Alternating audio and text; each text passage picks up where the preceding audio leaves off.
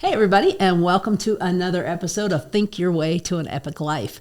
And today's episode is going to be a lot of fun. I have a friend of mine who has built an unbelievable business in the past 4 years during COVID, and her business is actually herding realtors. Yes, you heard me right, herding realtors. And so we're going to learn all kinds of wonderful things. ML, thanks for joining me today. Thank you, Kara. It's such an honor to be with you. And anytime I get to hang out with you is like a huge blessing for me. And I'm always inspired by what you're doing too. So thank you for the invitation. My pleasure. I'm really glad that you said yes and we were able to make this happen. So the business, before we get into the business, that's why we have you here. But before we get into that, let's just get to know you a little bit. All right. Are you a native New Mexican? I am not. I am a native Midwest farm girl. The youngest of 7 children. Grew up in a town of 400 people in north central Kansas. There were 16 kids in my high school graduating class. Get this, 13 girls and 3 boys. Oh my gosh. You know who ran that show. So yeah, my dad was a wheat farmer, cattle farmer. I was born and raised in north central Kansas in the Blue Hills. Beautiful country, beautiful farm country. Went to Kansas State University and graduated there. And then with a graphic design degree. And then moved to Phoenix, Arizona. 3 days after I graduated college, I moved to Phoenix, Arizona, because even though I love Kansas, I love where I'm from. I love, the fact that I grew up in a small town, farm family. We spent our summers disappearing into the hills and the pastures and just so much fun. I was ready for a change. So then I moved to Phoenix. This is kind of funny with everything that I could cram into my blue Chevy Chevette. I had a blue Chevy Chevette too. Really? I was ready to compare photos. It's my vet, yeah. It was your vet. Yeah. I like that. I had a vet. I had a vet after college. And I had $600 to my name, no job. And I had some leads on jobs out there. And I had a friend that said, you can stay with me for 2 weeks until my architectural internship is up. So I had 2 weeks to find a job, find a place to live, and get by on $600. And so that was in the late 80s. And then we lived there. My husband and I got married there in the early 90s, lived there until, when did we move here? 2004. And then we came over here in 2004 from Phoenix. So we were in Phoenix roughly 15, 16 years, and then have been here in the East Mountains where I got to know you since 2004. Wow. So I'm going on 19 years here. Okay, the land of entrapment. Yes. It's got you. It's got me. It's beautiful. It's Isn't beautiful. it? Oh, my goodness. It's beautiful. What's one of your favorite things about living here? Oh, well, everybody says green chili, right? I mean, that's top. But the weather, the climate, you know us, you know my family. We are outdoors people, hunters, mountain bikers, explorers, backcountry campers, climbers. So the seasons and the climate. My husband Dave, Dave, he's from Kansas too. And we didn't realize all those years in Phoenix how much we missed the seasons, the 4 distinct seasons. And so we craved that. And then, by God's great design, he got relocated over here, Dave, in medical sales for a new job opportunity. And so when we came over here, we were like, oh my gosh, we didn't realize how much we missed the seasons and the weather. Like the weather and the fact that in New Mexico, you can disappear quickly, go remote, go primitive. And it gets under your skin. You know that. Oh, I totally do. It's a great place to be. All right. So that's me. Phoenix, married, children came along. Both of my children, who are 25 and 21, were born in Phoenix. So when we moved here, Addison, my daughter, was going into first grade at San Antonito Elementary, and Mason turned 3 right after we moved here.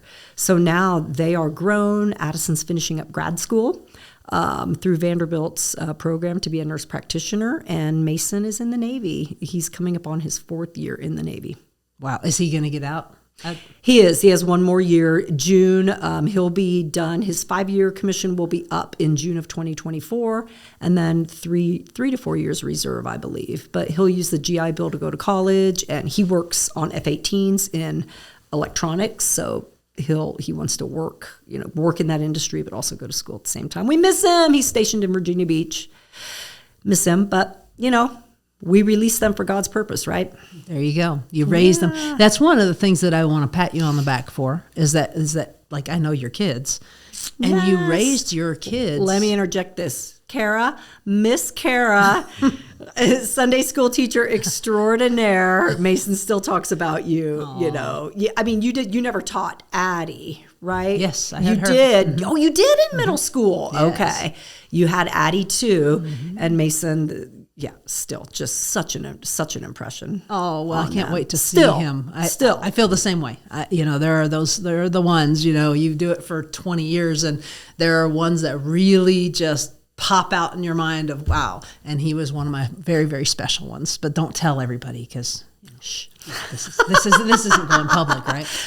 But so you came to New Mexico, and what happened with your career when you got to New Mexico? So with my career, that was back in 2004.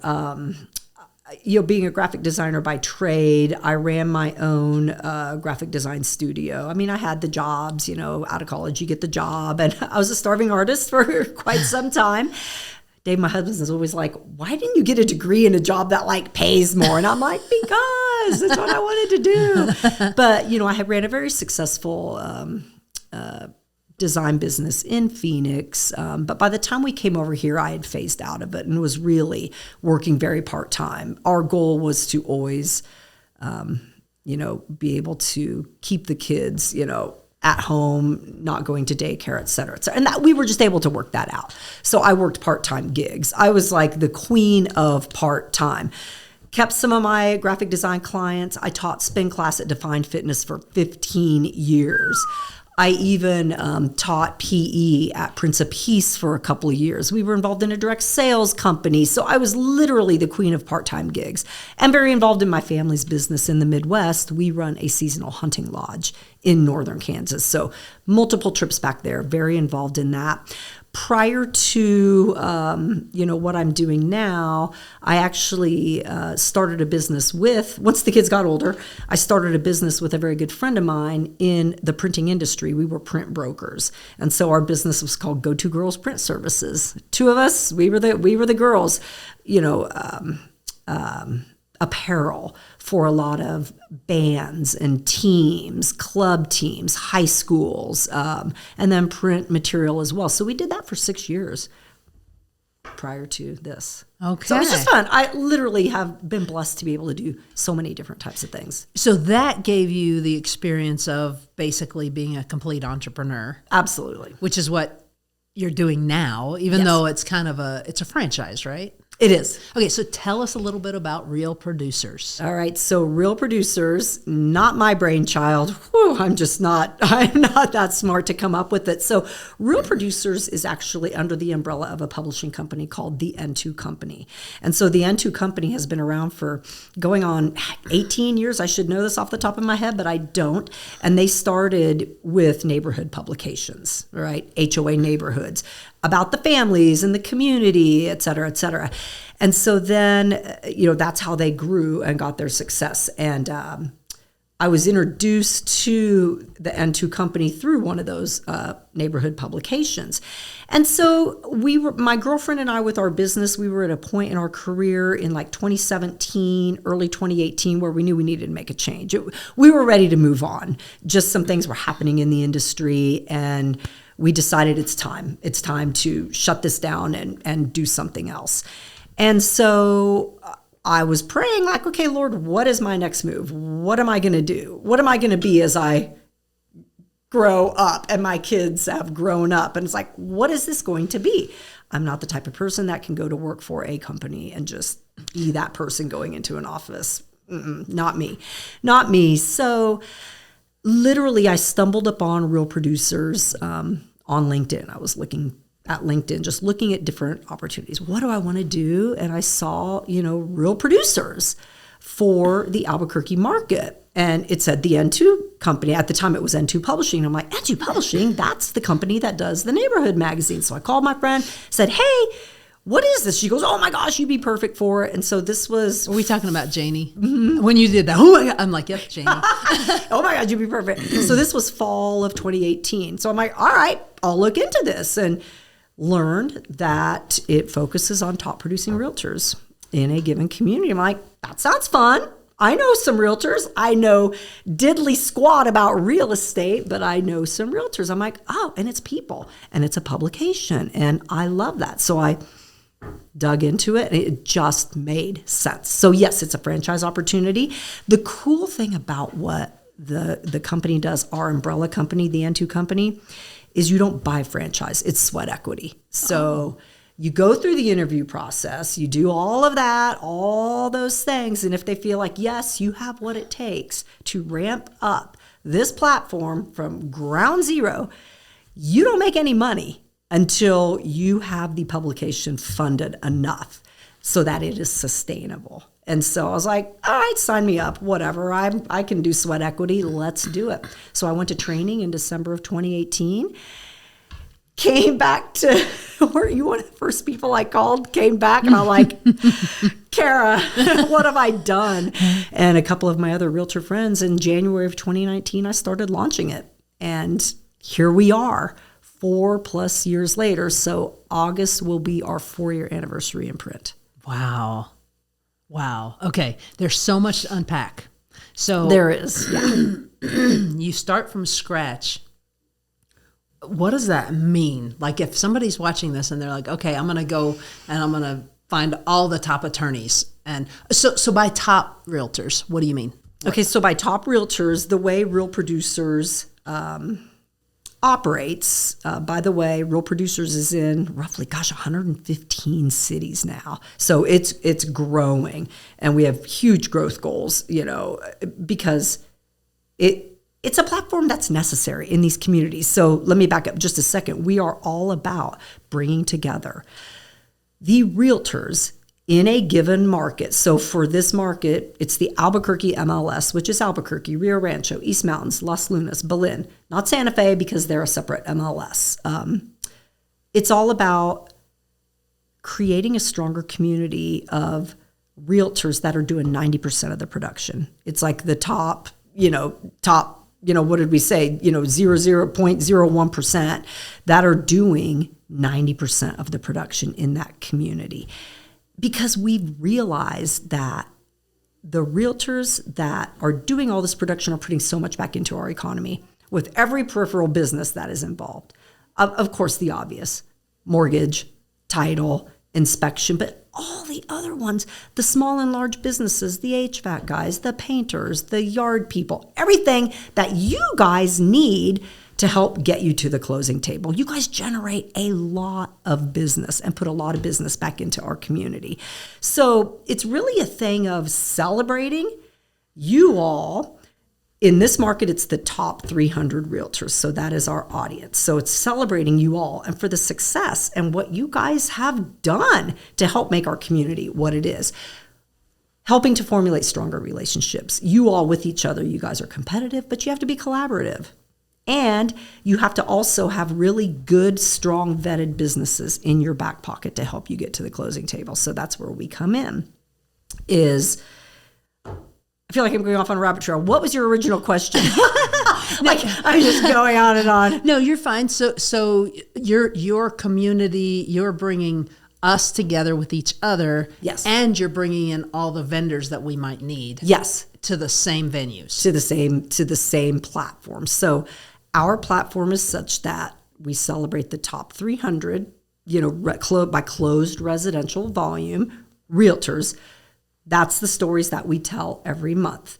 And the goal is to always get a glimpse into who you guys are outside of real estate. Like, just like you were asking me, where am I from? Et cetera, et cetera. Take off your realtor hat for a minute and let us see who is Kara Schug, who is this amazing woman, behind everything you're doing and all the stories that we tell, whether it be military veterans that are in that community or leaders, someone that is truly a leader in the community or making a difference, by organizations that these realtors are involved in, giving back. Moms in real estate, dads in real estate, overcomers. One of my favorite newer categories is flying solo. A top producing realtor that doesn't have a large team, may not necessarily even have a TC and is just literally flying solo and doing amazing things.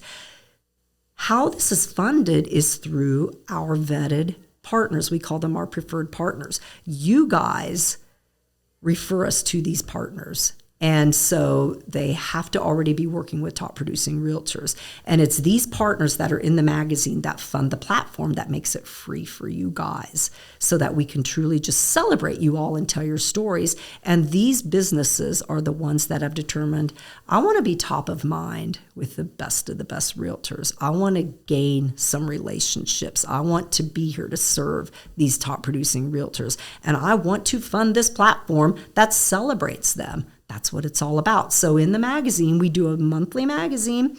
Every month, 12 issues a year gets mailed to that top 300. And then all of those businesses in there, they have been referred by you guys, vetted by us so that we know, hey, these guys are here to serve you guys. They're a good fit for this. And I don't just take every business that wants to be in the platform. So sometimes it's like, you're not a good fit for a variety of reasons. Mm-hmm. Yeah. That's what it's all about. So we do the monthly magazine and then we do large and small events. The magazine is the storytelling every month, the magic behind that. Like that's the base of what we do. But then the fun stuff too is the events. We just had our large event last week down in Nob Hill. We had 170 people there, which was crazy. Top producing realtors, agents on their team, and our partners. And you were one of the last to leave, my friend. That's true. That's true. We did shut it down. Of course, Yes. My partner was leaving for Iceland for 2 weeks. So, yeah, we had to kind of catch up a little bit before she left. And, yeah, it's crazy. It's a crazy industry. So what are some of the things that have surprised you the most about some of these? Because some of these people, let's just be really blunt, some of these people are making way more than $1 million every single year. Mm-hmm. What surprises you about them? Just how willing they are to engage in not only conversation with me, but engage in the platform and support us in what we do by coming to the events. Like, look, let's be real. Realtors are busy and it is like herding cats. And I know there's so many other things they could be doing, but even coming, like when I call realtors to say, hey, can you come to our monthly partner breakfast and engage with some of the partners? Can you, reach out? I think you would be great in meeting this particular partner, one of our preferred partners. Would you mind, just engaging in conversation with them, like supporting us truly? And they're a lot of fun. Y'all are a lot of fun. But the thing that really, I think, was the most humbling to me, Kara, is I'm coming into this market. Like I said, I don't know anything about real estate. Here's what's really funny. I didn't know the difference. I didn't know what's a QB versus a realtor versus an agent. Like, what does all that mean? Like, it's so funny. I still literally, like it was yesterday, sit down, I was meeting with a QB, and I went into the meeting. This was early on in ramp up. And I went into the meeting thinking I was meeting with, a realtor. A realtor. And she's a QB. And halfway through the meeting, it occurred to me, I'm like, oh, they're different. God, it's just like, oh my gosh, I didn't know what I didn't know. But everybody has Can I been interrupt so you just wonderful. for a second? Yeah. What a qualifying broker is Yeah. because I'll let you explain. Well, I mean, it's important. It's important for the public to know that a realtor by themselves is not your. If you're having an issue with your realtor and you can't get through, then the qualifying broker is who the state has put in place to protect the public. And so if you're not getting the results you want from your realtor, then you can talk to their qualifying broker. And qualified brokers, in our case, our qualifying broker has well over 300 agents that are under her license. Unreal. So she's responsible for everything I do and everything everyone else does. Crazy. And why would they want to do that? Oh my goodness. And I love I love all the qualifying brokers that I've met and gotten to know.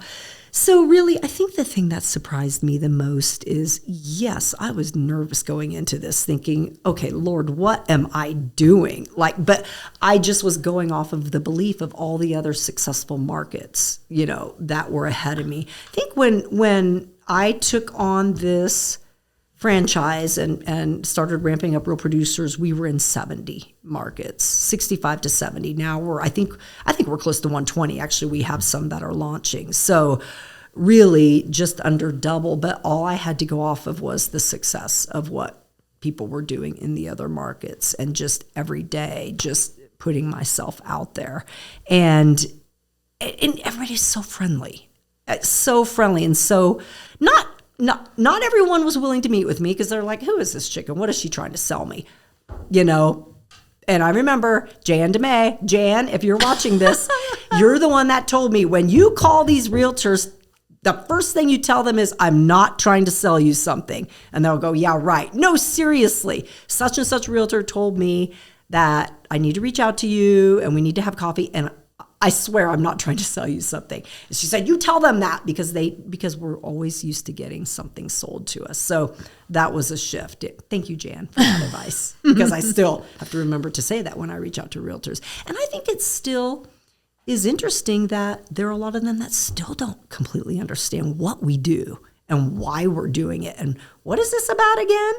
I get that, because there's no other platform like us that tells stories of the most influential realtors in a given market, and we're not going to charge you for it. And you get this beautiful monthly publication because you are doing what you're doing. You're cranking, and you're a leader in the community, and you're doing this amazing production. We want to celebrate you. That is amazing. That is super cool. I love the whole thing. And the way you started this podcast off talking about how you grew up as a farm girl explains 100% to me why you're successful. Aww. What do you think the correlation in my head is there? Work ethic. I mean, really, it's work ethic. I mean, we were taught to work. I mean, my parents, my mom is still alive at 95. My dad died 3 days short of his 94th birthday. They never quit. They never gave up. They worked like hand to the plow, literally. And it's just something that you just decide, yeah, this is going to take work. Like I said, the first 6 months ramping this up, it was elbow grease. It was like, it's do or die. Mm-hmm. Like, I am not going to fail at getting this right. Like, I'm not going to be one of those that fails to launch. And so you're willing to do things. You just do it. Like, I would not want to go through another ramp up again. That was hard. It was just hard. It was hard. And there, to be quite honest, there are I'm not going to sugarcoat it by saying every realtor is wonderful. We're all human beings. And so with that, there are certain personalities that are easier to meet with, work with. There are some that want nothing to do with what we do. That's okay. That is okay. There are some that have said no to getting their story told in the publication for their own personal reasons. That's okay. But I'm still going to send you the magazine. That's okay. Right. So what would you say is something that you have found, this, you may or may not be able to answer this, but across all these incredibly successful humans, some of them are difficult to deal with, some of them are a pleasure to deal with. What are some of the similarities that you see? What's a common thread among these peak producers, much like yourself? Helping people. That is the common thread. They love helping people. Buying and selling a home is such a personal decision. Dave and I have, used multiple realtors over the course of our 31 years of marriage. There was a stint where we were in Richmond, Virginia. In that 15-year time span in Phoenix, we got relocated to Richmond, Virginia for 2.5 years. And, so it's like multiple realtors, helping us buy and sell homes. It's so personal. And so I love almost every time when I talk with realtors, like, why do you do what you do? What drives you? And it is helping people with this very important decision. Now, let's be clear. They can also be very successful and make a great living, a lot of money helping people. But that's not the driving force. Like, really, the common thread is helping people. First-time home buyers, veterans, elderly that need help. And I love that there are so many realtors that do have a certain niche and focus on, certain segments of society, which is so cool. So let me ask you this. What does the magazine need? Are you in a growth mode, or are you what do you need to go to the next step? So really, Kara, it's all about keeping a healthy advertising versus story ratio in the magazine. So roughly, and that's 50-50. So the more partners we bring on, preferred partners / advertisers, the more stories we can tell and the more realtors we can feature. So we don't just go out and cold call, any business. Every business I talk to comes referred from you guys. So who are you guys working with? Are there some businesses that we don't know about, that don't know about us, that want to be top of mind with the best of the best realtors and want to start building some more relationships and serve more realtors? Who are they? Let us know. Refer them to me so that then we can reach out and go, hey, Kara with Keller Williams said you and I need to connect. We might be a good fit for each other. Maybe, maybe not. Let's go grab coffee. So really, it's you guys referring businesses to us so that we can see if they're a fit and grow the platform. So again, the more partners we bring on to serve you guys, the more stories we can tell. And, we have a lot of room for growth. We really do. But that's never been our focus is more partners, more partners, more partners, more money, more money. No, it's more about healthy growth. I wouldn't necessarily want 60 preferred partners in the magazine because my goal is to also facilitate relationships with each of my business partners, each of those preferred partners.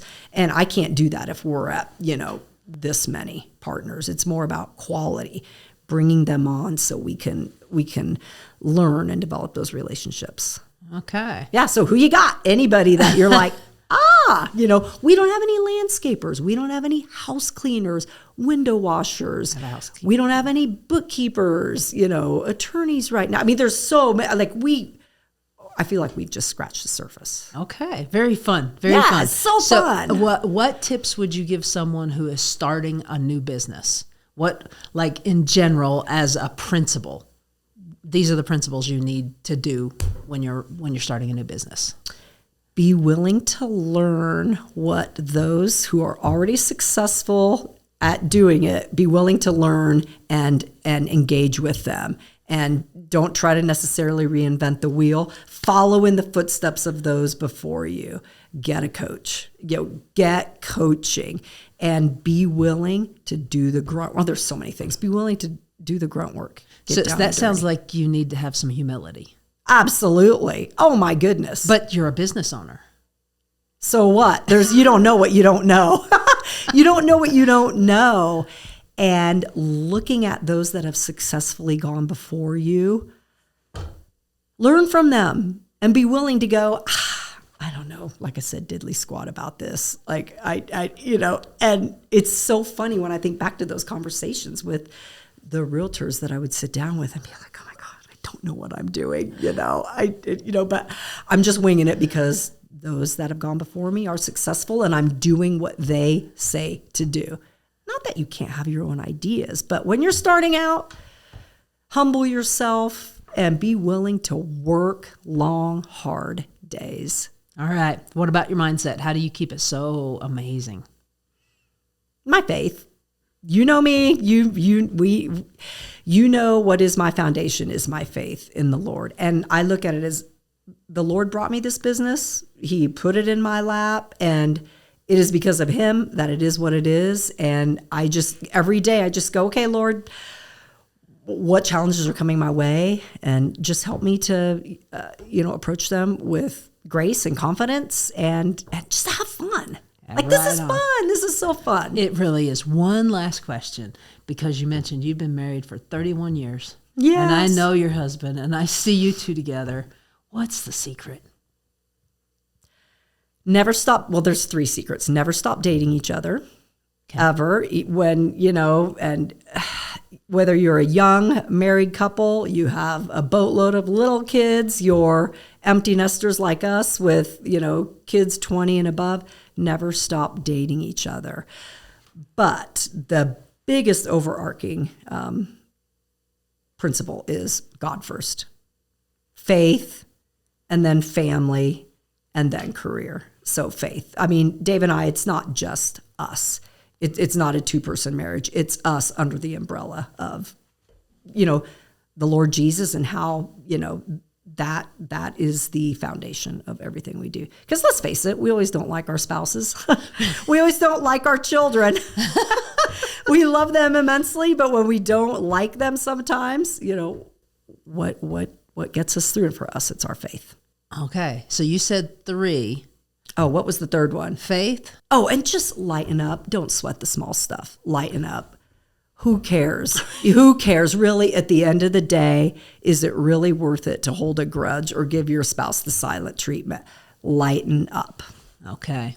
Any books, any podcasts, any last wonderful advice that you have for our folks that are listening today? I'm a follower of Darren Hardy. I love Darren Hardy, the Darren Daily. And then really,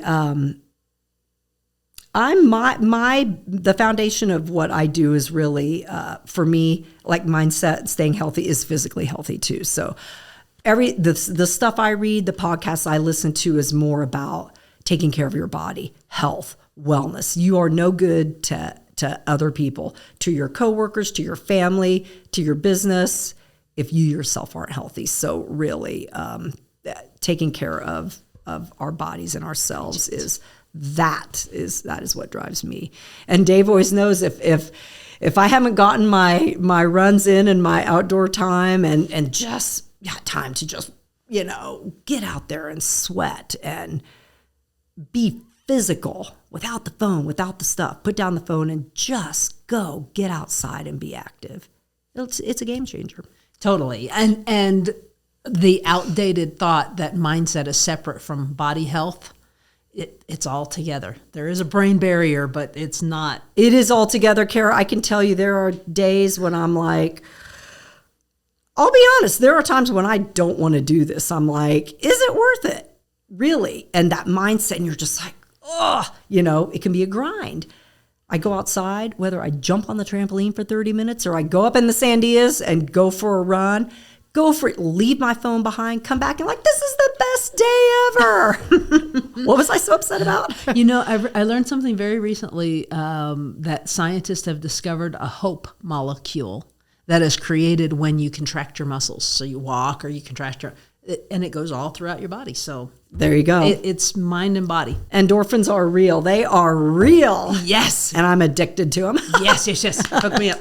Yes. Well, ML, thank you so much for your time. Thank you, And Kara. we really, as a realtor, I'm speaking for realtors now, we really appreciate what you do for our community. Thank you. And I love you guys. It's an awesome community. And I appreciate you guys like being patient with me and really supporting me and my team in building this. I mean, we couldn't do it without the realtors and without our partners. We really couldn't.